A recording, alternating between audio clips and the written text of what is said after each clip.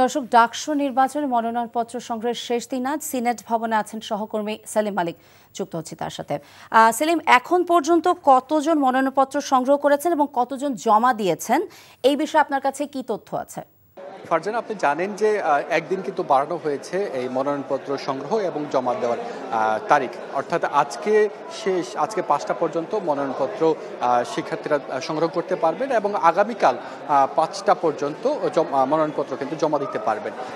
আমার কাছে দুপুর 1টা পর্যন্ত যে কয়েকজন জমা দিয়েছে সেই তথ্যটি রয়েছে। আমরা সেটা জানতে পেরেছি যে 21 জন আসলে মনোনয়নপত্র সংগ্রহ করেছেন এবং সব মিলে যে সংখ্যাটি দাঁড়ায় সেটি হলো 586 জন, অর্থাৎ 586 জন, 28টি পদের জন্য 586 জন প্রার্থী এই ডাকসু নির্বাচনে কিন্তু লড়াই করবেন।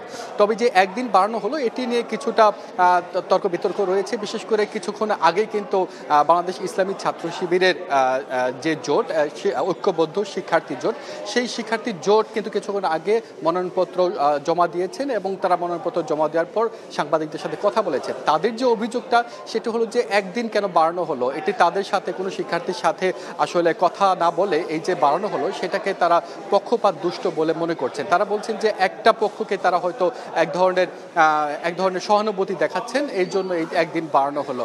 তো এই বিষয়ে কিন্তু এখানে যে চিফ রিটার্নিং কর্মকর্তা তিনি যেটি জানিয়েছেন যে গতকাল যেহেতু শেষ দিন ছিল, তখন কিন্তু শেষ মুহূর্তেও কিন্তু অনেক শিক্ষার্থী এসেছিলেন যারা জমা দিতে পারেনি সময় শেষ হওয়ার কারণে, যার কারণে আজকে বাড়ানো হয়েছে, আজকে সময়টা বাড়ানো হয়েছে। আপনি জানেন যে কিছুক্ষণ আগে অর্থাৎ 12:30টার দিকে কিন্তু বাম জোটের একটি একাংশের কিন্তু সংবাদ সম্মেলন করেছে।